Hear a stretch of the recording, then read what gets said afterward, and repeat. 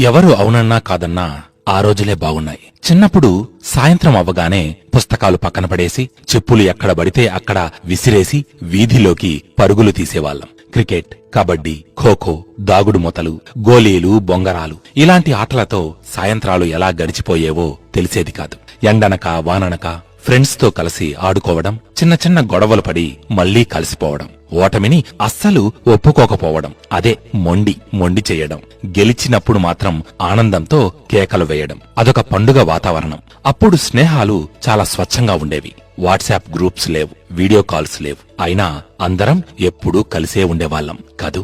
పొద్దున లేవగానే ఒకరి ఇంటికి ఒకరు వెళ్లి ఎరా ఏం చేస్తున్నావు అనో, ఆటకొస్తున్నావా అనో అడిగి పిలుచుకునేవాళ్లం. పండుగలప్పుడు అందరం కలిసి తిరగడం, సినిమాల గురించి చర్చించుకోవడం, స్కూల్లో జరిగిన విషయాలు పంచుకోవడం, ఇదంతా అదృశ్య బంధంలా ఉండేది. టీవీల్లో వచ్చే సినిమాలు, సీరియల్స్ గురించి మాట్లాడుకుంటూ హీరోల డ్రెస్సింగ్ స్టైల్స్ కాపీ చేస్తూ ఉండేవాళ్ళం. హెయిర్ కట్స్ కూడా కదూ, గుర్తుందా? అప్పుడు అబ్బాస్ హెయిర్ స్టైల్ అని, ఇంకా నాగార్జున స్టైల్లో ఏదో ఫంక్ అని, ఇలాంటి మాటలు గుర్తే ఉంటాయి. ఆనాటి స్నేహబంధాలు ఇప్పటికీ మన మనసుల్లో పదిలంగా ఉన్నాయి కూడా. ఫోన్లు లేవు, డిస్టర్బెన్స్ లేదు, కేవలం స్వచ్ఛమైన ఆనందం మాత్రమే ఆ రోజుల్లో. అందుకే ఆ రోజులే బాగున్నాయి. ఇక 90s లో పాటలంటే ముందుగా గుర్తుకొచ్చేది రేడియో. ప్రతి ఇంట్లో ఒక రేడియో ఉండేది. మరీ